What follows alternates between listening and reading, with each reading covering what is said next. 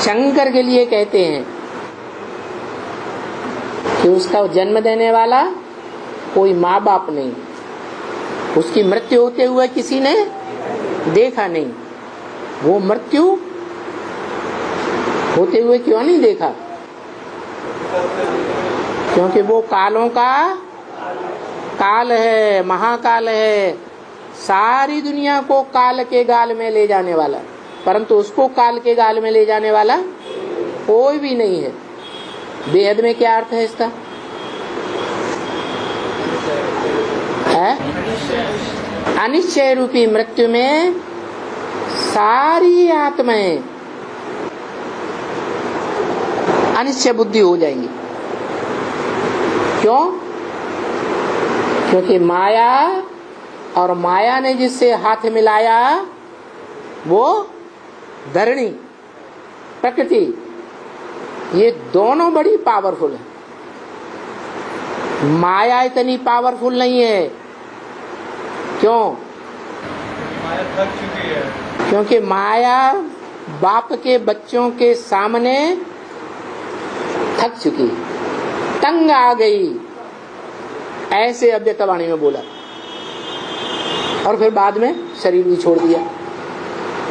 शरीर छोड़ दिया तो फिर माया ज्यादा चालाक है या जड़ प्रकृति ज्यादा चालाक है? माया ज्यादा चालाक है। तो माया बेटी जो है वो बाप की बेटी है ना, है? माया क्या है? बाप की बेटी है। तो जो बाप की बेटी है, ज्यादा चालाक होने की वजह से उसने ये युक्ति निकाली कि जो बहुत पावरफुल रचना है प्रकृति पति की, भगवान की, उसको हाथ में ले लो। तो उसने जो पृथ्वी जिसमें 5 तत्व विराजमान है, मुख्य तत्व है पृथ्वी,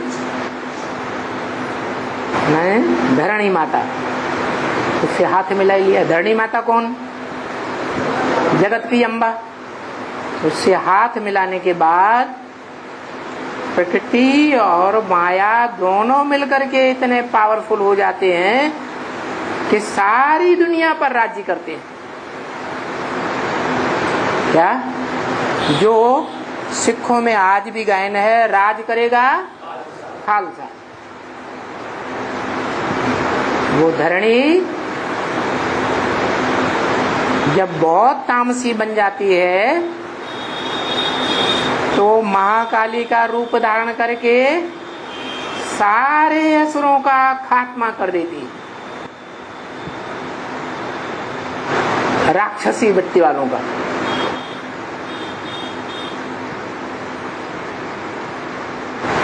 अभी कौन सा राज्य चल रहा है? रावण राज्य। यथा राजा तथा प्रजा।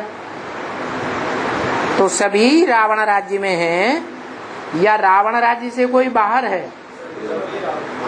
तो सबके गले काटेगी, सबको अनिश्चय बुद्धि बनाएगी, या कोई कोई को बनाएगी, कोई कोई को नहीं बनाएगी? है रुद्रमाला के मणकों को है, उनको भी बनाएगी।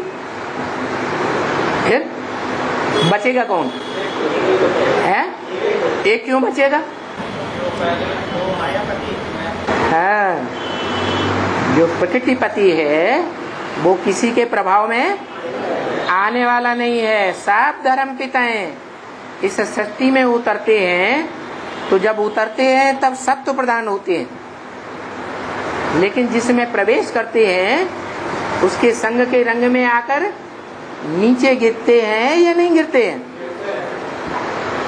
प्रभावित होते हैं या नहीं होते हैं? लेकिन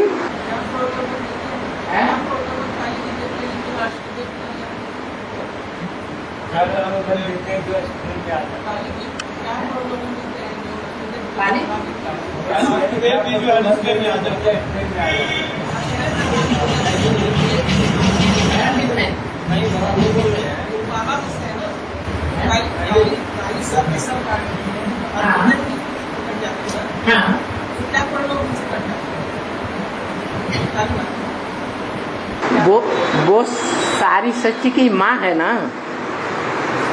माँ है या नहीं है? जगत माता है ना।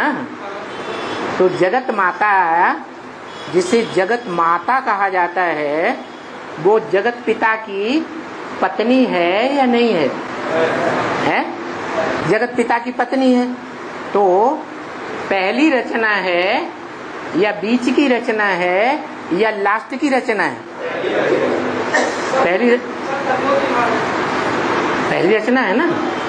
तो जो पति है प्रकृति का, वो अपनी एड़ी चोटी की सारी पावर लगा करके उसको तैयार करता है या नहीं? तो ज्यादा पावरफुल बनती है या नहीं? ज्यादा पावरफुल बनती है, इसीलिए सबको खलास कर देती है।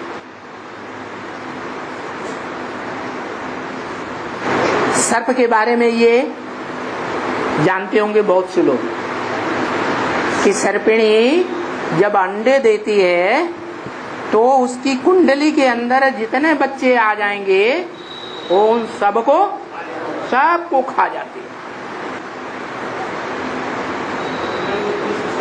हाँ, तो बड़बोली तो है ही। और आज की दुनिया में जो बड़े बड़े नेताएं हैं, जोर जोर से बोल बोल करके सारी पब्लिक को अपने कंट्रोल में कर लेते हैं। उन सब नेताओं में मुखिया नेता कौन हुआ? जगदम्बा। उससे ज्यादा लंबी जीभ वाला और कोई हो ही नहीं सकता। पंडित सोई जो ही गाल बजावा। ये कलयुगी दुनिया की रस्म है। क्या लोग किसको पंडित समझते हैं?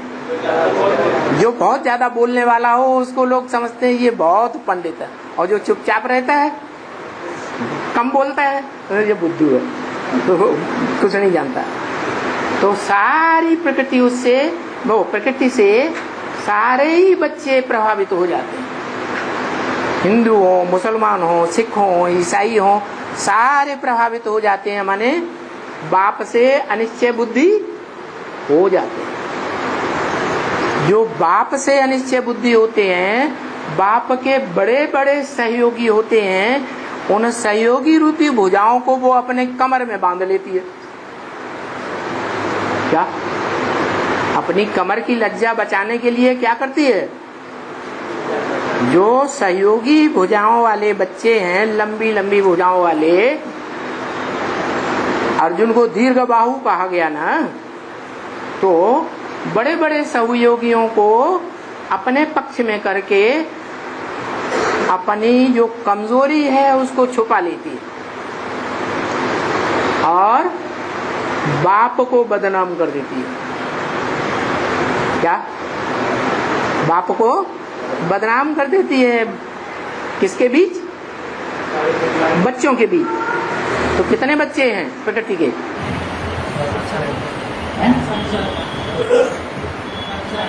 500 को, अरे 4.5 लाख तो हैं। जब जगदम्बा है तो 4.5 लाख ही बच्चे हैं।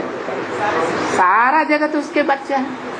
तो सबको अनिश्चय बुद्धि बनाती है और अंत तक बनाती रहेगी। क्या?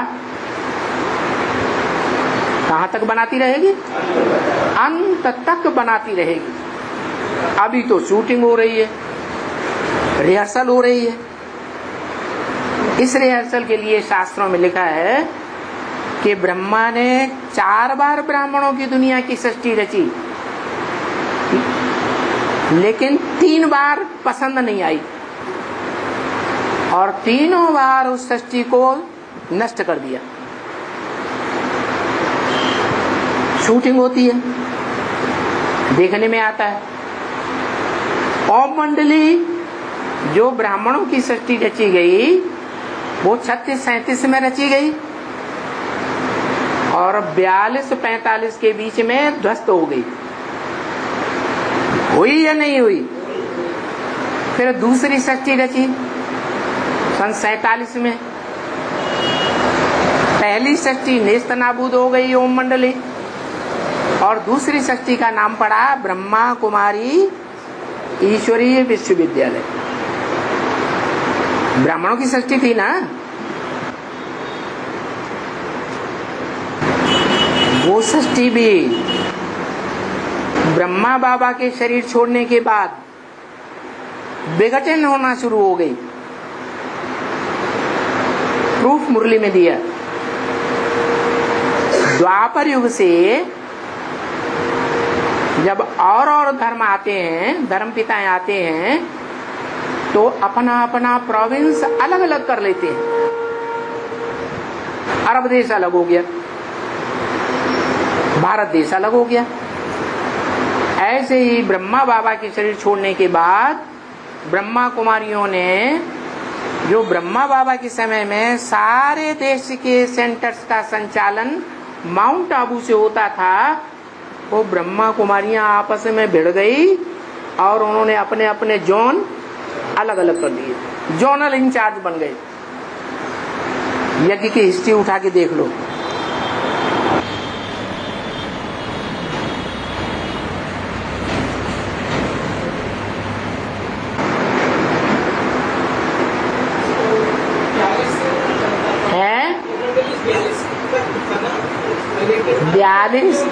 बयालीस में ओम मंडली का जो कर्ता धर्ता था, मुखिया, आ उ म। आ माने ब्रह्मा, उ माने विष्णु, म माने महेश। उन तीनों में बड़ा कौन? महेश जो कर्ता धर्ता था, उसकी लाश भी गुम कर दी, खलास हो गया। तो जब मुखिया ही चला गया तो ओम मंडली रहेगी?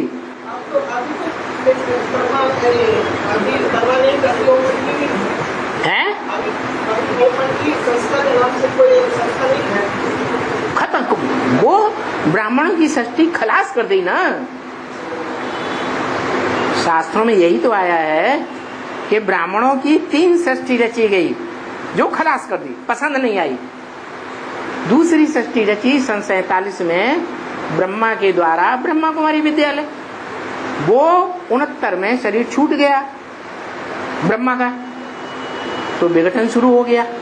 रिजल्ट सामने आया कि अपना अपना जोन ब्रह्मा कुमारियों ने अलग अलग कर लिया। विघटन हुआ कि नहीं? विघटन हुआ। वो विघटन, उसकी लास्ट स्टेज जो है, उसकी भी घोषणा मुरली में कर दी। क्या? 10 वर्ष में पुरानी दुनिया का विनाश और नई दुनिया की स्थापना हो जाएगी। 66 की मुरली में बोला। तो 76 में क्या हुआ? ब्राह्मणों की दुनिया में ब्रह्मा कुमारी ईश्वरीय विश्वविद्यालय विघटन को प्राप्त होने लगा और एडवांस पार्टी शुरू हो गई। क्या? मुखिया भी प्रत्यक्ष हो गया। बाप का प्रत्यक्षता वर्ष मनाया गया सन 76 को। तो मनुष्य सृष्टि का बाप कौन? वही जगत पिता। उसके प्रत्यक्ष होने पर, कैसे प्रत्यक्ष होना? आप मुए मर गई दुनिया। उस पुरानी ब्राह्मणों की सृष्टि से उसने अपना मोह तोड़ लिया। जैसे कि पुरानी दुनिया खलास हो गई, ब्राह्मणों की दुनिया खलास हुई और नई दुनिया ब्राह्मणों की एडवांस पार्टी शुरू हो गई, जिसे रुद्रवत्सों की दुनिया कहें।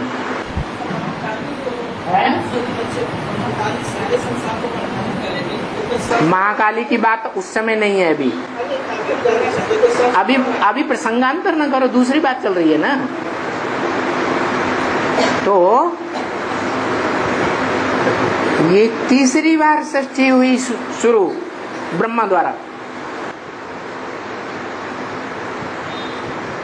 और दूसरी बार रची हुई सृष्टि खलास हो गई।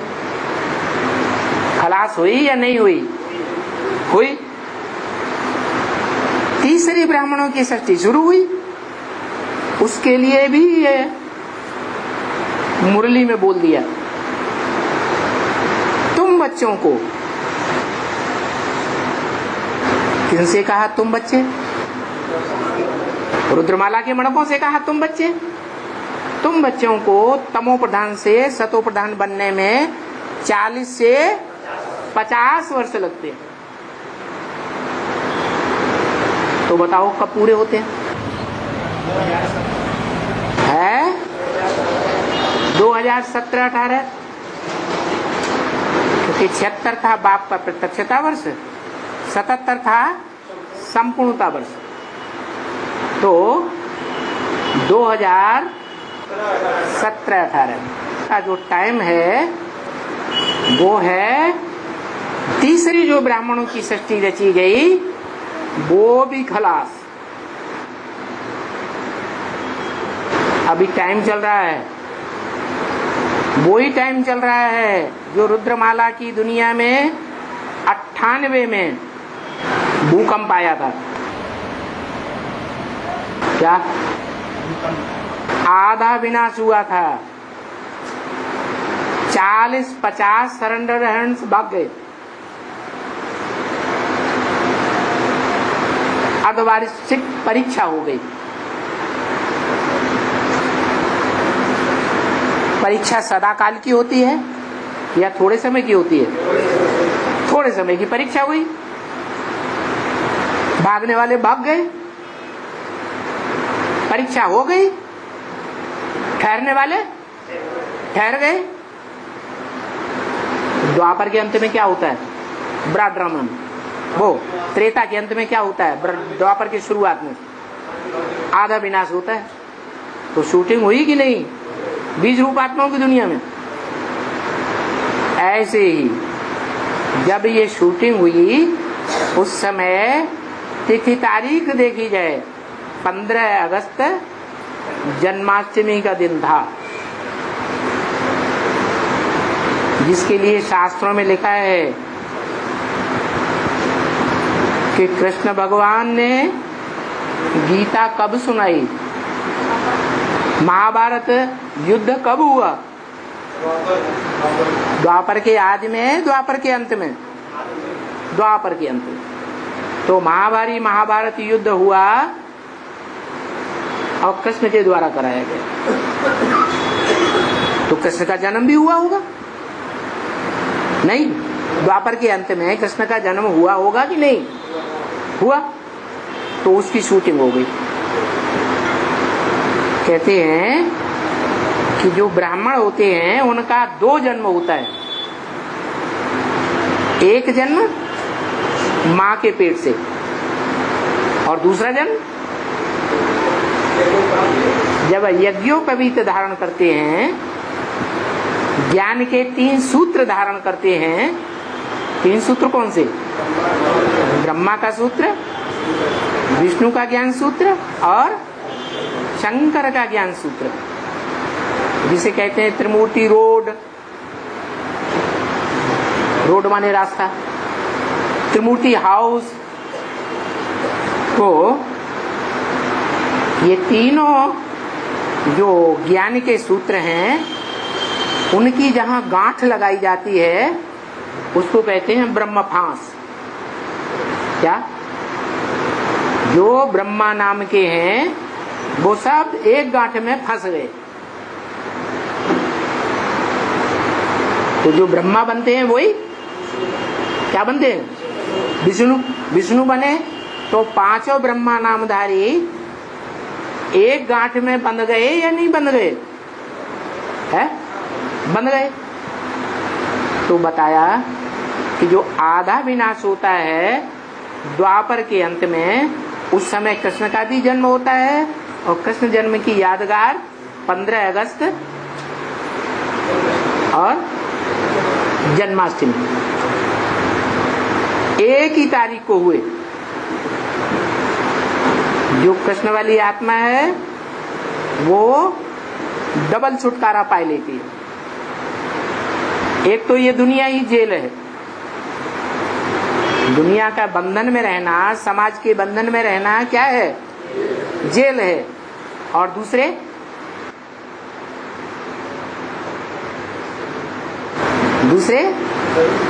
हैं? नहीं, जो अज्ञानता का बंधन है उससे भी मुक्त हो जाती है। ज्ञान गर्भ कहते हैं ना, तो ज्ञान गर्भ से जब बाहर आई तो जन्म हुआ, बाहर की दुनिया से भी मुक्त और अंदर के संकल्पों के संघर्ष से भी मुक्त। माने पक्का निश्चय बैठता है। जन्म माने पक्का निश्चय बुद्धि। और दुनिया के बंधन से मुक्त माना पहले समाज के अंदर प्रत्यक्ष थी तो बंधन था, फिर बाद में क्या होता है? जो दुनियावी समाज है उसकी दृष्टि से ओझल हो जाती है या समाज के सामने प्रत्यक्ष रहती है। जो अव्यक्त वाणी में बोला, दुनिया कहती है कि ब्रह्मा कुमारियों के बाबा गुप्त हो गए, और बाप कहते हैं बच्चों के सामने बाप दादा जब चाहे गुप्त नहीं है, प्रत्यक्ष है। तो बच्चों के सामने प्रत्यक्ष हो गए, माने जो ब्राह्मण हैं उन्हें ब्राह्मणों की दुनिया में प्रत्यक्ष हो गए और दुनिया वालों की नजरों से गुप्त हो गए। तो समाज का जो बाहर का बंधन है उससे मुक्त हुए या नहीं हुए हैं? और अज्ञान के बंधन से भी मुक्त हो गए अगर निश्चय बुद्धि है पक्का। तो इस तरह पहला जन्म हुआ ब्राह्मण का। पहला पत्ता कौन? कृष्ण। वो पहले पत्ते का जन्म हुआ, और वो पहला पत्ता जो कृष्ण है तो संगम युग में अकेला पार्ट बजाता है या किसी आत्मा के साथ साथ पार्ट बजाता है? किसके साथ? जो राम वाली आत्मा है, जो शंकर है, उसके मस्तक में चंद्रमा दिखाते हैं। अधूरा या संपूर्ण? अधूरा क्यों?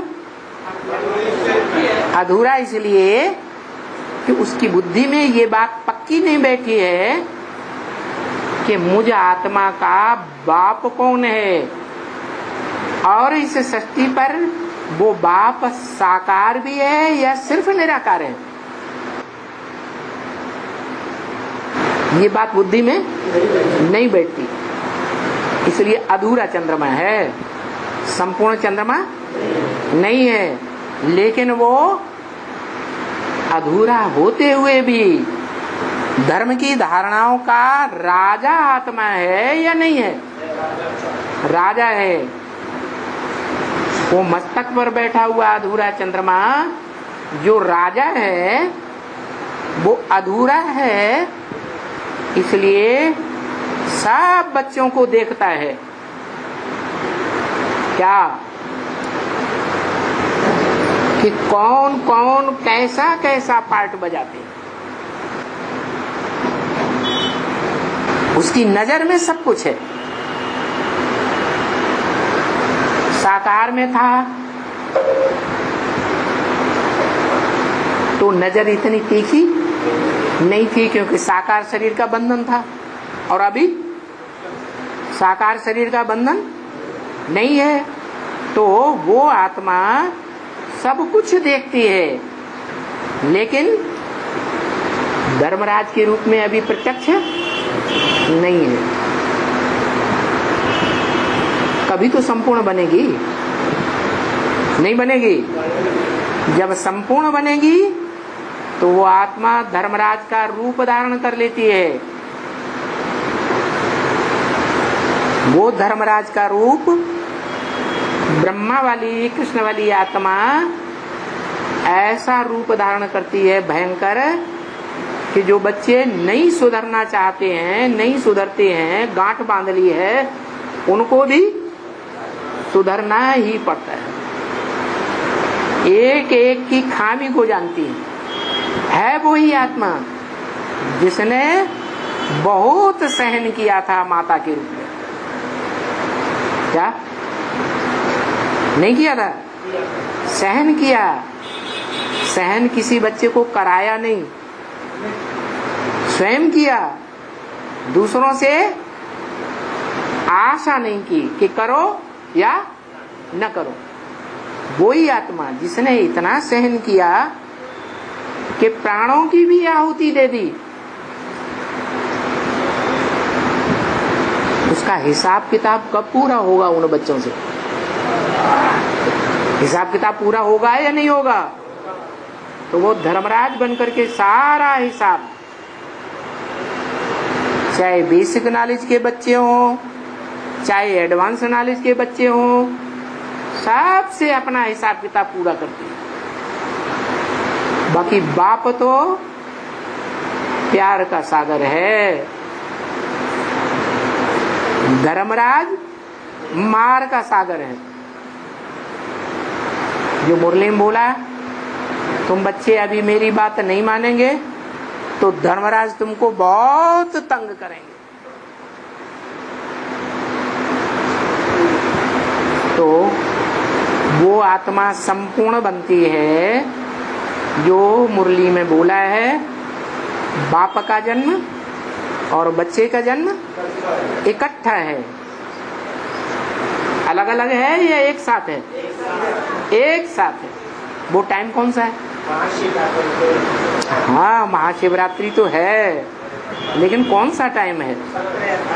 हाँ, तो साकार में जो आत्मा है, राम वाली आत्मा, जिसमें वो चंद्रमा प्रवेश है, वो चंद्रमा और राम वाली आत्मा दोनों मिलकर के एक साथ प्रत्यक्ष होते हैं षष्ठ रूपी रंगमंच पर। बाप भी और बाप का बच्चा पहला पत्ता भी, दोनों प्रत्यक्ष जब होते हैं तब ब्राह्मणों की तीसरी सृष्टि का विनाश होता है। पूरी ब्राह्मणों की सृष्टि का विनाश। क्या मर जाते हैं? शरीर छोड़ जाते हैं? अरे 76 में शरीर छोड़ गए थे क्या? नहीं छोड़ा था। ऐसे ही शरीर नहीं छोड़ेंगे, लेकिन बाप से अनिश्चय बुद्धि हो जाते हैं।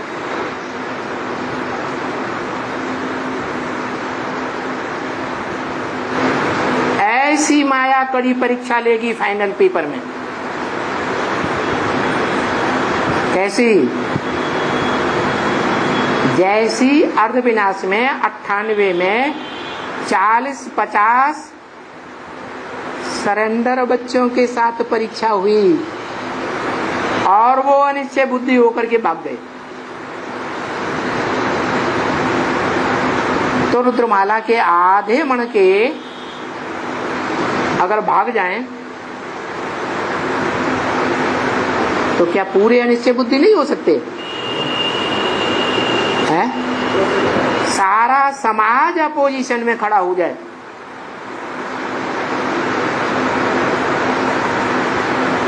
सारी गवर्नमेंट अपोजिशन में खड़ी हो जाए, सारा माहौल अपोजिशन का बन जाए,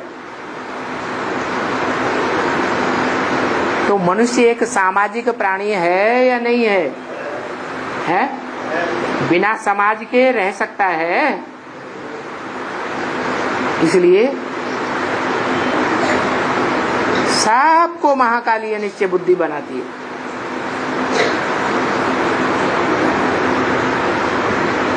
वो परीक्षा का प्रारूप होने वाला है।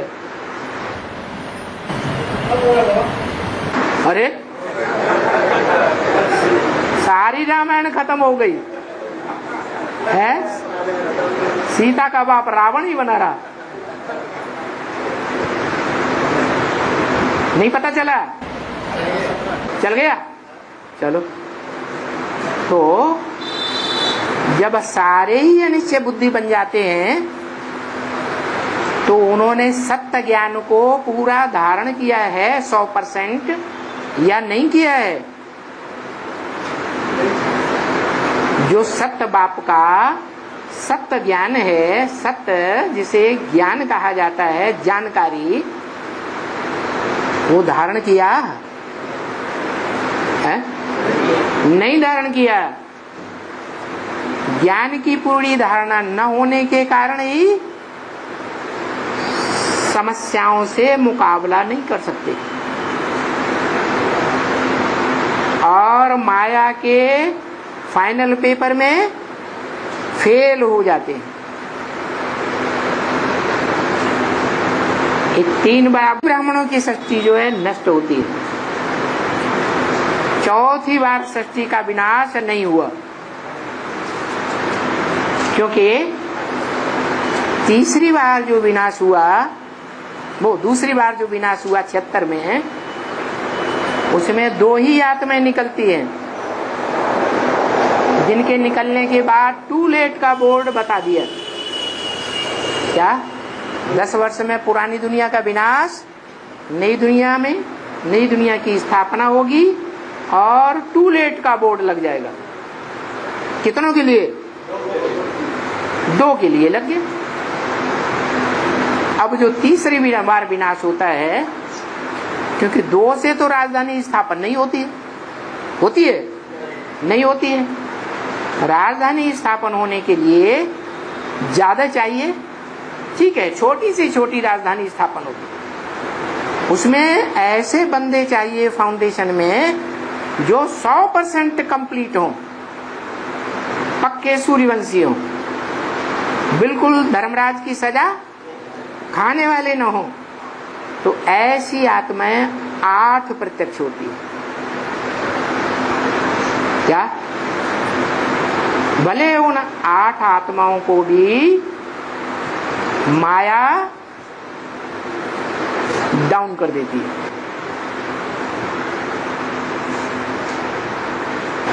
माया किसी को छोड़ती नहीं। किसको छोड़ती है? किसको है? माया किसको छोड़ती? मायापति के ऊपर उसका कोई बस नहीं चलता, प्रकृति का भी कोई बस नहीं चलता। मायापति के ऊपर बस क्यों नहीं चलता है? मायापति के ऊपर बस इसलिए नहीं चलता कि माया है अज्ञानी, क्या? और मायापति है ज्ञानी। इसलिए अज्ञानता के कारण माया उसको जीत नहीं सकती। और प्रकृति जो जगत माता है, जगत माता का बस क्यों नहीं चलता है? क्योंकि जगत माता जड़त्वमयी बुद्धि वाली है। माया ज्यादा बुद्धिमान है या जगदम्बा ज्यादा बुद्धिमान है? माया बुद्धिमान है, जगदम्बा बुद्धिमान नहीं है। अगर जगदम्बा बुद्धिमान होती तो 2500 वर्ष जगदम्बा का राज्य कहा जाता, माया का राज नहीं कहा जाता। लेकिन देखते हैं कि जो बड़े से बड़ी माता है वो सबसे जास्ती दुनिया में बंधन में आ जाती है। तो जब बड़े से बड़ी माता बंधन में आ जाती है तो जो नंबरवार माताएं हैं उनका क्या हाल होगा? वो सब बंधन में आ जाती है। तो ये दूसरा जन्म होता है, जबकि अव्यक्तवाणी में भी इशारा दे दिया कि बाप दादा ने बच्चों को सारी प्रॉपर्टी दे दी, अपने पास कुछ भी रखा नहीं। कब तक? कब तक दे दी?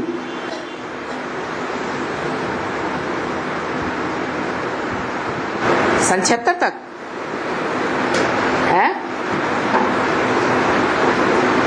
सन 76 तक सारी प्रॉपर्टी नहीं दे दी। अरे नहीं दे दी, क्योंकि टीचर के रूप में, सुप्रीम टीचर के रूप में जो टीचर का काम है व्याख्या देना, प्रोज और पोएट्री की व्याख्या देता है, वो काम तो शुरू नहीं हुआ। हमारी पोएट्री क्या है? कविता है हमारी मुरली, गीता माता। जिस गीता माता के लिए वाणी में बोला, अभी गीता ज्ञान कहेंगे, गीता ज्ञान अमृत नहीं कहेंगे। तो गीता का ज्ञान तो मिला, लेकिन वो अमृत, गीता का वो रूप जो अमृत बन जाता है, वो ब्राह्मण बच्चों को नहीं मिला। जिस अमृत को पी करके ब्राह्मण संपूर्ण क्या बन जाते हैं? अमर बन जाते हैं, देवता बन जाते हैं। तो 76 के बाद ये प्रक्रिया शुरू होती है। क्या? गीता का व्याख्या, उसे गीता कहो, वेदवाणी कहो, क्योंकि वेदों का भी जो अव्वल नंबर रूप है वो गीता है। पहले गीता बनी या वेद बने? है पहले गीता, बाद में वेद। वेदवाणी ब्रह्मा के मुख से निकली, तो वेदवाणी जो ब्रह्मा के मुख से निकली वो हो गई हमारी मुरली। और वो वेदवाणी की आज क्या हालत है? कोई नहीं पढ़ता, कोई नहीं सुनता।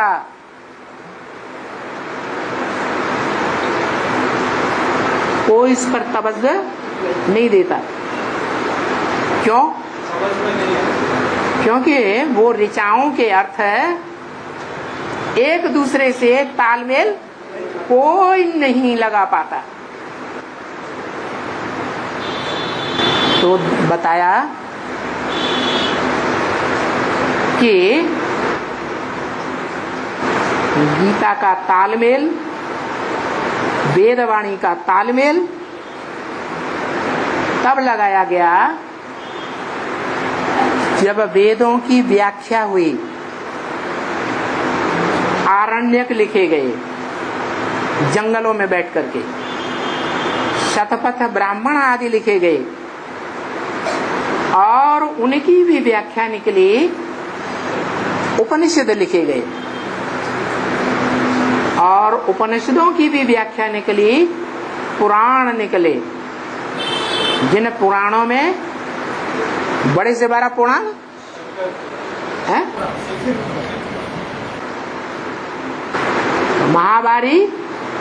महाभारत युद्ध जिसके नाम पर लिखा गया हुआ, महाभारत सबसे बड़ा पुराण, पूरा बड़ा हाल भर जाता है, इतनी बड़ी पुस्तक है। तो देखा जाए कि जो पहले पहले भगवत गीता आई, उसका रचयिता कौन? हिस्ट्री के अनुसार 18वें अध्याय में आया है, व्यास प्रसादात्। किसके प्रसाद से प्राप्त हुई? प्रसन्नता से, व्यास की प्रसन्नता से गीता ज्ञान मिला। इसी तरह वेदों की भी व्याख्या व्यास वाली आत्मा ने आरण्यकों और ब्राह्मणों के रूप में की। वही आत्मा पहले पहले ब्राह्मण और आरण्यकों की व्याख्या उपनिषदों के रूप में करती है। वही आत्मा फिर पुराणों के रूप में महाभारत पुराण भी लिखती है, भागवत महापुराण लिखती है। वही आत्मा द्वापर में वाल्मीकि रामायण लिखती है, जो मुरली में बोला, अपने अपने ग्रंथों में अपनी अपनी कथा कहानी लिख दी है। तो वाल्मीकि रामायण लिखने वाली कौन सी आत्मा हुई? राम वाली आत्मा साबित होती है, क्योंकि राम वाली आत्मा ने ही अपने जीवन की कहानी संगम युग की सारी रामायण में लिख दी। इसी तरह कलयुग में आकर वही आत्मा तुलसीदास के रूप में जन्म लेती है और तुलसीकृत रामायण लिखती है। तो किसने लिखी? कौन सी आत्मा ने? वही राम वाली आत्मा। इससे साबित हुआ कि सृष्टि पर सदा काल ज्ञान की ज्योति जगाने वाली आत्मा कौन है? राम वाली आत्मा है। जो मुरली में बोला, इस सृष्टि पर सदा काल कोई चीज कायम है ही नहीं, सदा काल कायम एक ही शिव बाबा है। तो वो शिव बाबा की यादगार क्या है? शिवलिंग। सोमनाथ मंदिर में भी वो शिव बाबा की यादगार है। क्या यादगार है? शिव बाप की क्यों नहीं?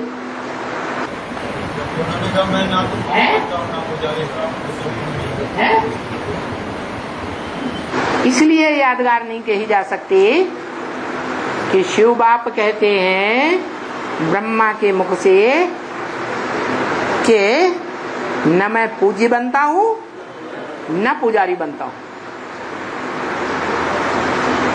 तुम खुद ही पूज्य बनते हो, देवता बनते हो, और तुम ही पुजारी बनते हो। तो तुम क्या बने? द्वापर के आदि में पूज्य बने। नहीं, वो पूज्य बने कहाँ? पूज्य तो बने थे वास्तव में सतयुग के आदि में। तो सतयुग के आदि में जो पहला पहला पूज्य बना वो कौन? जिसकी पूजा द्वापर युग में होती है। यादगार क्या? शिवलिंग। शिवलिंग में जो बिंदु रखा जाता है और जो लिंग रूप बड़ा दिखाया जाता है, वो दोनों किसकी यादगार है? ब्रह्मा कुमारियां इस बात को मानेंगी? मानेंगी? क्यों? क्यों नहीं मानेंगी? शंकर के रूप में मानने के लिए तैयार नहीं है। शंकर के रूप में मानने के लिए तैयार नहीं है। हाँ, शिव बाप ने तो बताया, पहले पहले परिचय शिव बाबा का देना चाहिए। तो ब्रह्मा कुमारियों ने 32 गुणों वाला चित्र जो है वो पहले पहले प्रदर्शनी में, मेले मलाखनों में रखना शुरू कर दिया। जिसको वो शिव बाबा कहती हैं, वो निराकार को कहती हैं। निराकार को याद करने के लिए कहती हैं या साकार को याद करने के लिए कहती हैं? गुण और अवगुण साकार में होते हैं या निराकार में होते हैं? निराकार निर्गुण है या सगुण है? हम बच्चों के लिए बाबा कहते हैं क्या? मुझे निर्गुण हारे में कोई गुण नहीं, आप ही तरस परोई। हम कितना भी पुरुषार्थ करें, हम सुधर नहीं पाएंगे। क्या करें? कितने साल हो गए पुरुषार्थ करते करते? कितने साल हो गए? 80 साल हो गए। 80 सालों में कितने विकारी से निर्विकारी बने हैं? एक भी नहीं।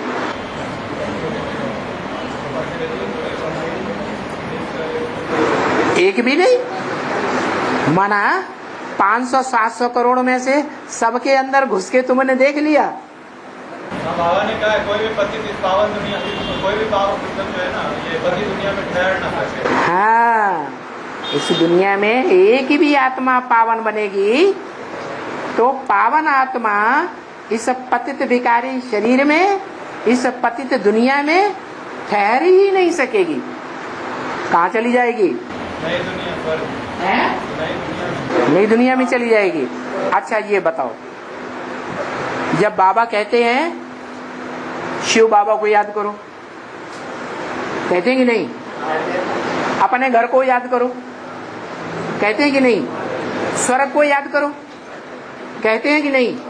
तो 3-3 को याद करें, एक को याद करें? मुरली में तो बार बार बोलते हैं एक शिव बाबा, दूसरा न कोई। तो एक को याद करें या तीन तीन को याद करें? तो एक को कैसे याद करें जब तीन तीन बता दिए? इसका मतलब है जो एक है इस सृष्टि पर, ऐसे नहीं है कि नहीं है, है। और अभी किस लिए है कि जब तक इस सृष्टि का विनाश नहीं होता है, संपूर्ण विनाश नहीं होता है, तब तक वो सुप्रीम सोल कब तक इस सृष्टि पर रहेगा? जब तक विनाश की प्रक्रिया शुरू नहीं होती है। नहीं, बोला है मैं आता हूं तो धक से तुम्हारी राजधानी स्थापन कर देता हूं। क्या देर लगती है? नहीं, मैं आता हूं तो गायन है, राजा जनक को 1 सेकंड में जीवन मुक्ति मिली। क्या 1 सेकंड में जीवन मुक्ति मिली? जनक माने क्या?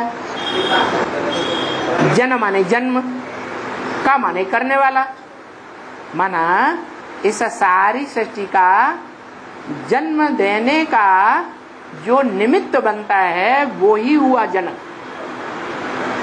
उस जनक के लिए 1 सेकंड गाया हुआ है। क्या 1 सेकंड में जीवन मुक्ति? अरे यहाँ तो 80 साल हो गए, 1 सेकंड कैसे? 1 सेकंड ऐसे कि जो हम याद करते हैं, प्रैक्टिस करते हैं, इस याद की प्रैक्टिस में हम अपनी याद की यात्रा को सहज करते जाते हैं या मुश्किल करते जाते हैं। जितनी जितनी प्रैक्टिस बढ़ती जाती है उतना उतना हर आत्मा नंबरवार आत्मिक स्टेज में जल्दी से जल्दी टिकेगी। क्या बोला? अभी अभी साकारी, अभी अभी निराकारी, अभी अभी आकारी बनना है। अभी अभी का मतलब आकारी, साकारी, निराकारी बनने में 1 सेकंड से ज्यादा न लगे। ऐसी प्रैक्टिस करनी है। तो ऐसी प्रैक्टिस बनाने में कोई अव्वल नंबर जाएगा या नहीं जाएगा? जो अव्वल नंबर जाएगा बस उसी का नाम अर्जुन है। उस अर्जुन के लिए कहा भगवान ने गीता में, इदम शरीरम कौन्तेय क्षेत्रम इत्यभिधीयते। हे अर्जुन, ये तुम्हारा जो शरीर रूपी रथ है यही क्षेत्र है। कौन सा क्षेत्र? धर्म क्षेत्र, कुरुक्षेत्र। ये धारणाओं का क्षेत्र है। कुरुक्षेत्र माने कर्म भूमि भी है। सतयुग त्रेता में कर्म करते हैं? करते हैं? नहीं करते। वहां आत्माभिमानी होते हैं, कर्म करने की दरकार ही नहीं, सारा कर्म प्रकृति करती है। आत्माभिमानी देवताओं के लिए कोई कर्म करने की दरकार नहीं है। जब हम देह अभिमानी बनते हैं तो कर्म शुरू होते हैं। जो आज भी कोई भी ऑफिस में चले जाओ, बड़े बड़े ऑफिसरों से कहो पूजा क्या है, कहते हैं कर्म ही पूजा है। क्या कहते हैं? कर्म ही पूजा है। उनके यहाँ बोर्ड कहीं कहीं टंगे होते हैं, लिखा होता है कर्म ही पूजा है। उसके आगे एक शब्द और बढ़ा दो, गधे का कर्म ही पूजा है। गधा कर्म नहीं करता है? सारा दिन कुम्हार के यहाँ, धोबी के यहाँ सारा दिन कर्म करता है, और शाम को गाय बैल भैंस की जो बची हुई घास है वो आकर के खा के सो जाता है। तो बड़ा कर्मयोगी कौन हुआ? कौन हुआ? गधा हुआ ना। लेकिन किसके डंडे के नीचे रहता है? आधीन है या पराधीन है? आधीन है। तो कर्म करने वाले जो ये अहंकार दिखाते हैं कि हमने कर्म किया, वो कर्म करने वालों की इंद्रियां कर्म करती हैं। इंद्रियां जो देह का अंग हैं वो कर्म करती हैं या आत्मा कर्म करती है? ये कराती है। आत्मा कर्म कराती है और इंद्रियां करती हैं। तो दास दासी कौन हुई? इंद्रियां दास दासी हुई। आत्मा राजा है, राजा है इसलिए उत्तम अंग में बैठा हुआ है। ये अंग क्या कहा जाता है? उत्तम अंग। कैसा अंग? सारे अंगों में उत्तम अंग, उसका नाम है भ्रकुटी। कैसी कुटी? भरी पूरी कुटी। इस भरी पूरी कुटी में अगर आत्मा स्थित हो जाए सदा काल के लिए, तो उस आत्मा को कोई भी बंधन में बांध ही नहीं सकता। तो देखो, कर्म की दुनिया कौन से युग से शुरू होती है? द्वापर युग से। द्वापर युग से द्वैतवादी धर्म शुरू हुआ या नहीं हुआ? दो दो धर्म, दो दो राज्य, दो दो भाषाएं, 2 से 4, 4 से 8 बढ़ती ही चली गई। ये द्वैतवाद बढ़ने से दुनिया में संघर्ष बढ़ता है या नहीं बढ़ता है? इसलिए देवताओं को कहा जाता है अद्वैत। क्या? अद्वैत। और दैत्यों से कहा, दैत्यों को कहा जाता है द्वैत, द्वैतवादी। तो ये दैत्यों की दुनिया है कौन सी? द्वापर युग से, जहां कर्म करने पड़ते हैं कर्म इंद्रियों के द्वारा। कर्म इंद्रियां देह का अंग है, इसलिए देहभान है या नहीं है? देहभान है। जहां देहभान है, आत्माभिमान नहीं है, वहां स्वतंत्रता है? वहां स्वतंत्रता नहीं है। तो आज के जो कंट्रोल करने वाले देश विदेश में जो नेताएं हैं, सत्ताधारी हैं, वो भी क्या समझते हैं? क्या हम कर रहे हैं अच्छा काम? हम इस दुनिया को सुख की दुनिया बना रहे हैं, स्वर्ग बनाए रहे हैं। क्या बनाए रहे हैं? गांधी जी ने रामराज्य लाया है? अरे कोई राजा का राज्य आता है तो राजा खुद लड़ाई लड़के राज्य लेता है, या कोई उसको लड़ाई लड़के तो कोई दूसरा दे देता है? खुद लड़ाई लड़ता है। तो राम राज्य आना होगा तो राम खुद ही सामने आएगा, प्रत्यक्ष होगा, या गांधी जी लाएंगे राम राज्य? फिर राम राज्य आ गया है और ही रावण राज्य हो गया। तो अब करना क्या है? समझना क्या है? यही समझना है कि इस मनुष्य सृष्टि का जो बाप है, बाप से क्या मिलता है? वर्षा मिलता है, प्रॉपर्टी मिलती है। निराकारी बाप से निराकार वर्षा मिलता है। क्या? ज्ञान का वर्षा मिलता है। और साकारी बाप से साकारी राजाई का वर्षा मिलता है। क्या?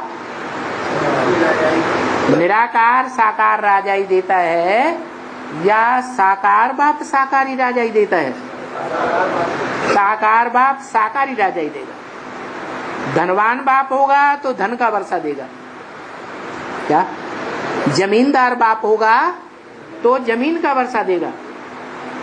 जो जमींदार बाप, जो धनवान बाप खुद ही प्रॉपर्टी का मालिक नहीं है, खुद ही इस प्रॉपर्टी का भोग भोगने वाला नहीं है, वो अपने बच्चों को दे सकता है? नहीं दे सकता। वो निराकार ज्ञान का सागर है। क्यों? क्योंकि जन्म मरण के चक्र में नहीं आता है, इसलिए त्रिकालदर्शी है। लेकिन वो कहता है मैं त्रिकालदर्शी तो हूं, लेकिन मास्टर त्रिकालदर्शी तुम बच्चे हो। मास्टर का मतलब प्रैक्टिकल में करने वाले तुम बच्चे हो। क्या मतलब हुआ? मैं सिर्फ ज्ञान देता हूं, थ्योरी देता हूं, या प्रैक्टिकल करके दिखाता हूं? प्रैक्टिकल करके दिखाता है? थ्योरी का ज्ञान देता है, वो प्रैक्टिकल करके नहीं दिखाता। वो ज्ञान देता है योग का, योग कैसे लगाना है ज्ञान देता है ना। खुद योगी बनता है? अरे उसे योगी बनने की क्या दरकार है? वो तो योगी बनने की दरकार है, वो तो है ही सदैव आत्मिक स्थिति में स्थित रहने वाला। तो जिसको ज्ञान देता है और जो उस ज्ञान को संपूर्ण जीवन में अपने धारण करता है, पहले पहले वो शिव बाप का बड़ा बच्चा, बड़ी आत्मा, वो बड़े से बड़ा राजयोगी कहा जाता है। उस राजयोगी के 3 नाम प्रसिद्ध हैं। क्या? एक कृष्ण, क्या कहते हैं कृष्ण को? है योगी राज। और ब्रह्मा का बड़ा पुत्र सनत कुमार, उसको कहते हैं ज्ञानेश्वर, योगीश्वर। और शंकर, उनको क्या कहते हैं? योगीश्वर। तो योगियों का ईश्वर है, ज्ञानियों का ईश्वर है। ईश्वर एक होगा या अनेक होंगे? ईश माने शासन करना। योगियों को शासित करने वाला, ज्ञानियों को शासित करने वाला एक होगा या अनेक होंगे? एक होगा। तो ये जिनका नाम शास्त्रों में सनत कुमार दिया, जिनका नाम शास्त्रों में कृष्ण दिया, वो संगमयुगी कृष्ण है। जिनका नाम शास्त्रों में क्या दिया? शंकर, वो जगत पिता है, मनुष्य सृष्टि का पिता है। तो वो एक ही है योगीश्वर, संपूर्ण योग लगाने वाला। जो एक योगीश्वर है वही जब संपन्न बनता है, कितने साल में? 40 साल में। तो बच्चों को नंबरवार राजयोग सिखाता है, राजयोगी बनाता है। आप समान बनाता है या नहीं बनाता है? जब बाप ने आकर के आप समान बनाया तो बच्चे का क्या तरीका रहेगा? उसका भी काम है। जो भी मनुष्य सृष्टि के बाप के बच्चे हैं उनको आप समान योगी बनाना। उस आप समान का यादगार है। क्या यादगार है? आज भारत में गांव-गांव में, शहर-शहर में पूजा जाता है। विदेशों में खुदाइयां हुई हैं, सबसे जास्ती लिंग मूर्तियां मिली हैं। ये यादगार है, सारी पृथ्वी पर सार्वभौम यादगार है। तो मनुष्य शक्ति का बाप है जो ऐसी योग की स्थिति में बैठा है। कैसी योग की स्थिति में है? हाँ, जो इंद्रियों में, और इंद्रियों में भी जो बड़ी कठिनाई से कंट्रोल होने वाली इंद्रिय है, उस इंद्रिय से कर्म भी करता है। ऐसे नहीं कर्मधारा को छोड़ देता है। कर्मयोगी है या सिर्फ योगी है? कर्मयोगी है। कर्म भी करता है और कर्म करते बुद्धि योग से एक बाप को, ज्योति बिंदु को इतना गहराई से याद करता है, मैं तुझ में समा जाऊं, तू मुझ में समा जाए। कैसा याद करता है? लीन हो जाता है। याद में लीन होने की बात है या चुल्लू भर पानी समुद्र में फेंक दिया जाए, ऐसे लीन होने की बात है? बाप समान स्टेज धारण करने की बात है। तो ऐसी आत्मिक स्टेज कांस्टेंट धारण करना, वो ही आत्मा की संपूर्णता। उस आत्मा को मंदिर में हीरा के रूप में द्वापर की आदि में सोमनाथ मंदिर में पूजा गया। सोमनाथ क्यों कहा गया? जो ज्ञान चंद्रमा ब्रह्मा है उसको कंट्रोल कर लिया। उस ज्ञान चंद्रमा ब्रह्मा को बैल भी कहा गया। क्या शंकर की सवारी काहे पे दिखाते हैं? बैल पर। अभी बैल शंकर पर सवार है या शंकर बैल पर सवार है? अभी कौन किसको कंट्रोल कर रहा है? बैल कंट्रोल कर रहा है, सांप कंट्रोल कर रहा है।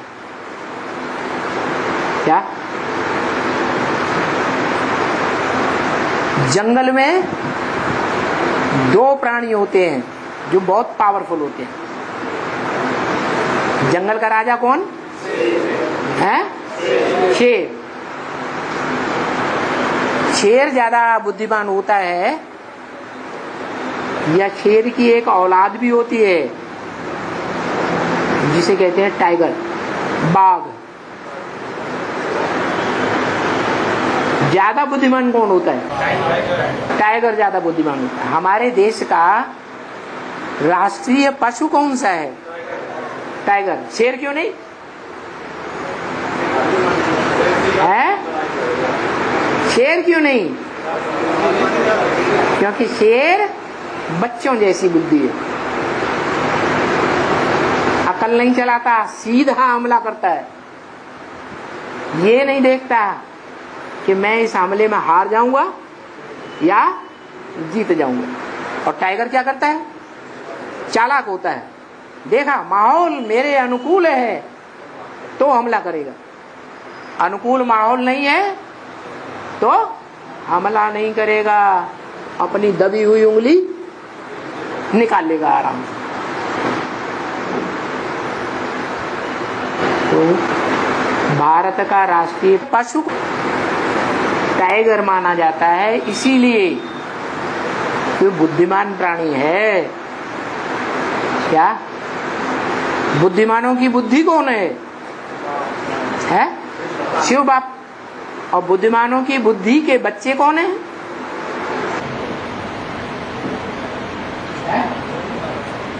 दुनिया में बुद्धिमान किसको माना जाएगा?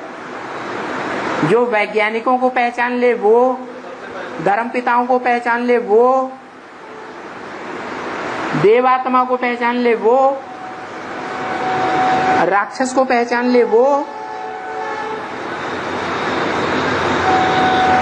या सुप्रीम बाप को पहचान ले वो। ज्यादा बुद्धिमान कौन हुआ? तो बाप क्या देखते हैं बच्चों में? है बच्चों में कोई गुण नहीं है। बाप जानते हैं इन बच्चों में कोई गुण नहीं, लेकिन एक गुण देखते हैं। क्या? जो दुनिया में कहीं बाप को नहीं मिलता। क्या गुण? बाप की पहचान बाप के बच्चे करते हैं। दुनिया में और धर्मपिताओं के जो फॉलोअर्स बच्चे हैं वो अपने बाप को पहचानते हैं, सुप्रीम सोल बाप को नहीं पहचान पाते। यहाँ भी ऐसे ही है। ब्राह्मणों की दुनिया में 9 कुरियों के ब्राह्मण हैं जो दूसरे धर्मों से कन्वर्ट होकर के आए हैं। वो पहचान करके भी नहीं पहचान पाते, ठोकर मार के भाग जाते हैं, ग्लानि करने लग पड़ते हैं। क्यों? वही द्वापर युग से हिस्ट्री को देखो। जो बाप बोलते हैं एक से ज्ञान सुनना चाहिए, अनेकों से ज्ञान नहीं सुनना चाहिए। अनेकों से सुना तो व्यभिचारी ज्ञान हो जाएगा, और ज्ञान व्यभिचारी हुआ तो व्यभिचारी धर्मों में कन्वर्ट होना पड़ेगा। और भारतवासियों की एक खास कमजोरी बताई। सुनी सुनाई बातों से भारतवासियों ने दुर्गति को पाया। और सुनी सुनाई बातों पर प्रभावित होना माताएं ज्यादा करती हैं या भाई लोग ज्यादा करते हैं? आज भी सारी दुनिया में ऐसे ही चल रहा है।